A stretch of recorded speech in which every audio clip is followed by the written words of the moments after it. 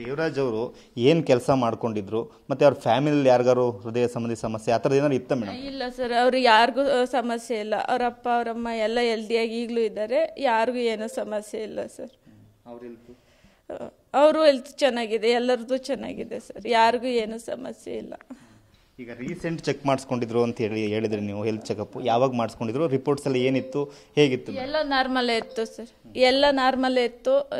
ECG ಎಲ್ಲ ಮಾಡಿಸಿದ್ರು, ಬ್ಲಡ್ಡಿಂದ body checkup ಮಾಡಿಸಿದ್ರು, ಎಲ್ಲ ನಾರ್ಮಲ್ ಇತ್ತು ಸರ್, ಏನು ಪ್ರಾಬ್ಲಮ್ ಇರಲಿಲ್ಲ ಅವರಿಗೆ.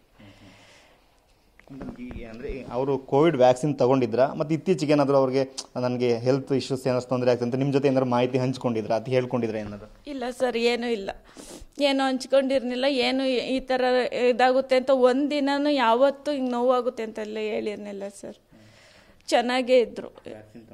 ವ್ಯಾಕ್ಸಿನ್ ತಗೊಂಡಿದ್ರು, 2 ವ್ಯಾಕ್ಸಿನ್, ಕೋವಿಶೀಲ್ಡ್ ತಗೊಂಡಿದ್ರು 2 ಸರ್, 2 ವ್ಯಾಕ್ಸಿನ್ ತಗೊಂಡಿದ್ರು. ಅವರು ತಗೊಂಡಿದ್ರು, ನಾನು ತಗೊಂಡಿದ್ದೆ. ಈಗ ಅವತ್ತು ಆ ದಿನ ಜೂನ್ 13ನೇ ತಾರೀಕು ಮನೆಯಿಂದ ಎಷ್ಟೊತ್ತಿಗೆ ಹೋದ್ರು ಮತ್ತು ಮಧ್ಯಾಹ್ನ ಎಷ್ಟೊತ್ತು ನಿಮ್ಗೆ ಏನು ಮುದ್ದೆ ಮಾಡು ಅಂತ ಏನೋ ಫೋನ್ ಮಾಡಿದ್ರು ಅಂತ ಹೇಳಿ? ಬೆಳಿಗ್ಗೆ 9:00 ಹೋದ್ರು ಸರ್ ಇಲ್ಲಿಂದ. 11:30 ಫೋನ್ ಮಾಡಿದ್ರು ನನಗೆ. ಆಮೇಲೆ ಫೋನ್ ರಿಸೀವ್ ಮಾಡಿಲ್ಲ ಸರ್.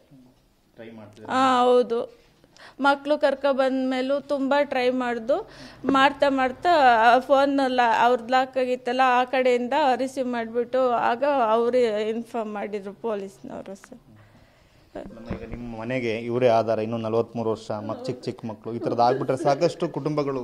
ಹೌದು ಸರ್, ನನ್ನ ಮಕ್ಕಳು ಅವರು 1 ನಿಮಿಷನೂ ಬಿಟ್ಟಿರ್ತಿರ್ಲಿಲ್ಲ. ಮಕ್ಕಳು ಈಗಲೂ ಅಳ್ತಿದ್ದಾರೆ ಸರ್.